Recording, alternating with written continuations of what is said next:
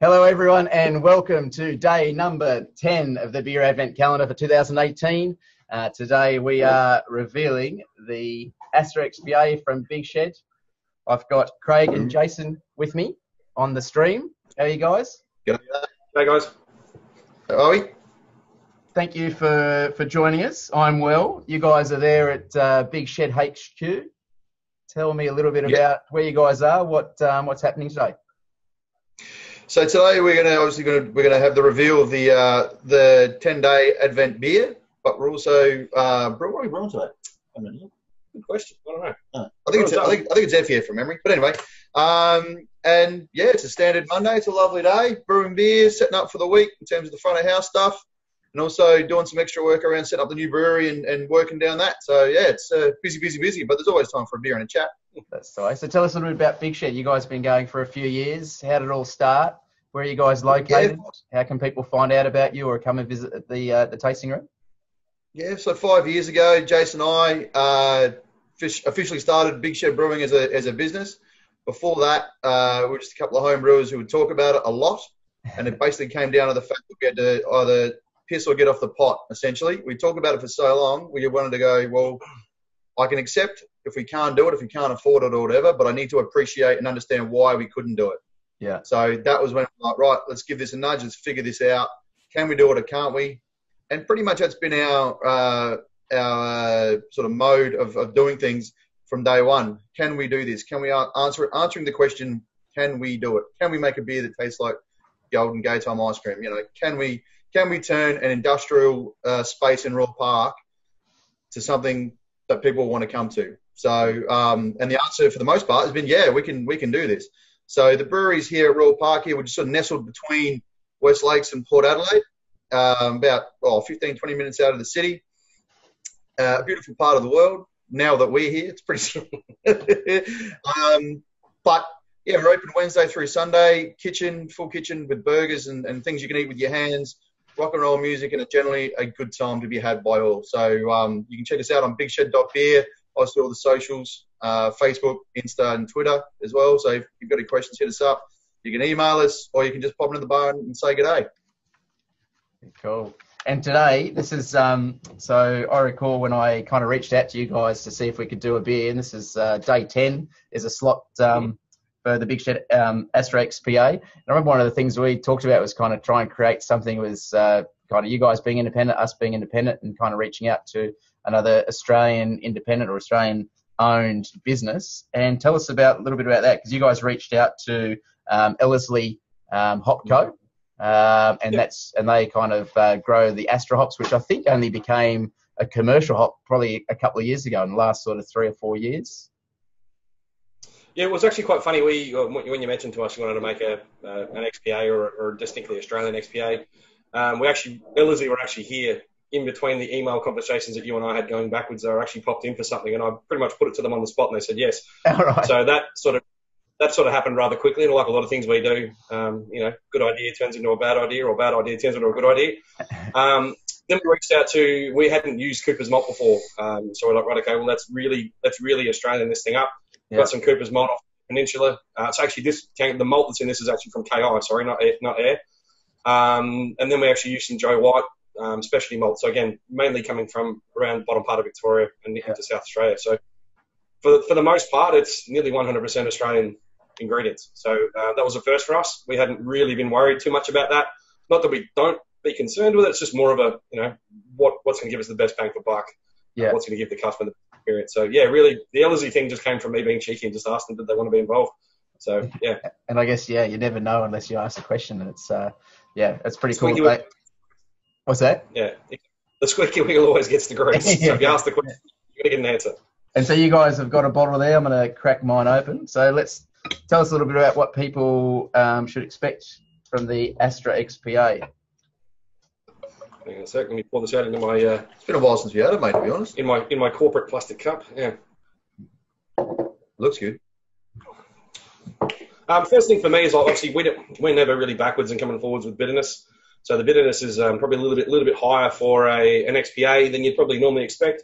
But to us, it's all about balance. So for us, a little bit of sweetness from the malt, nice little bitterness from the nice little bitterness kick, and then there's a nice little herbal hop at the end. We haven't been over the top with our hopping on this one. I think XPAs to me, they can be one way or the other. They can be stupendously hoppy, or they can be just mildly refreshing. So we went probably for the easier quaffer. Being in a pack, you're going to have 24 different beers. You're going to have a lot of variety. Hopefully, this is a bit of a if the worst case scenario is this is a resetter for your palate, that's a good thing. So sometimes you need those. Yeah, and like you say, it's not an overpowering bitterness or even the hop aroma. That you get a little bit of kind of tropical stone fruits and some white wine kind of characteristics as well, and some peach.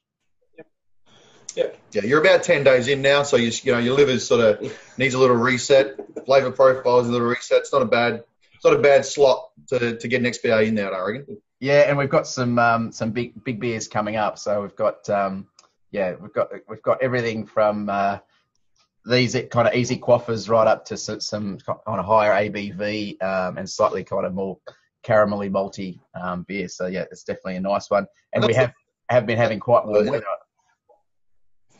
Yeah, absolutely. Well, it's been hot here last couple of days, but for us, that's the joy of being involved in Advent Calendar, is you get everyone gets a little bit of something, and you'll find something that you might not have tried normally, or might not have been prepared to try because you've got it in front of you.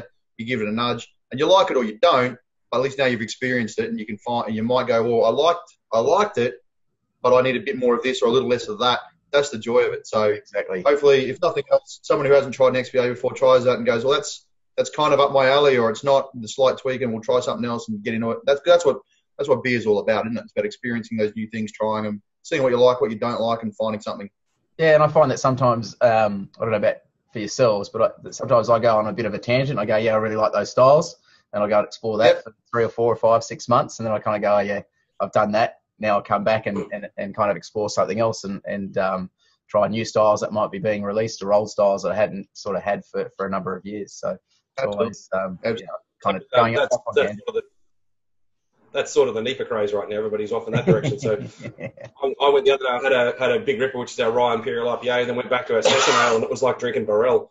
My palate it's completely just been annihilated by rye and probably way too many hops. So yeah, it's a nice little reset. Good thing. Cool. And what's the future for Big Shed? Tell us a little about. You were just saying prior to hitting the record button, you're up to a certain capacity. You're looking to potentially go to the next capacity. Yeah, well, we're at probably about 210,000 litres a year. So in terms of our distribution footprint, we're getting our beer pretty far out there for such a small brewery. We probably needed to upgrade or move for the last probably 6 to 12 months. We held off because Royal Park is where we got our start. So we got a lot of people coming here to drink beer. We don't want to disappoint them and just up and shift because obviously we're getting bigger. So we spent a lot more time trying to find the location than we initially probably anticipated. Yeah, it was important for the people who, we started, as Jay said, we started in industrial Royal Park here, and we're off the beaten track a little bit, and we're hard to find, and we don't advertise. So the people that found us have made it their local place. What we didn't want to do is be the joint that got big, got cool, and got out. We want to stay. Basically, the premise was if you can walk to the brewery now, you can walk to the new location. Yeah, right. Why it took longer than we probably anticipated or would have liked, but now we've got an ideal spot because we had to balance up finding, in terms of the retail sets, like wholesale was less an option, production is less of a concern in terms of finding that location, but finding the right spot where we're still close enough to our current locals that they don't feel like we've left them in the lurch, because we certainly didn't want to do that because they built this place. Yeah. Secondly, we needed to find a spot that had a bit more traffic, because literally we would have maybe 10 cars drive past us any given day of the week.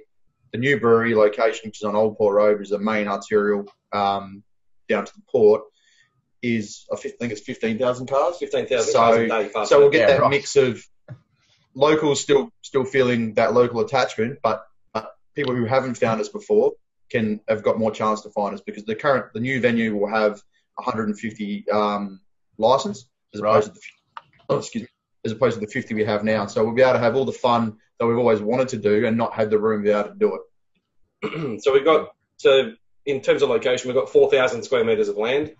We're going to put a warehouse up that's close to 1,700 square metres. Car parks for about 40.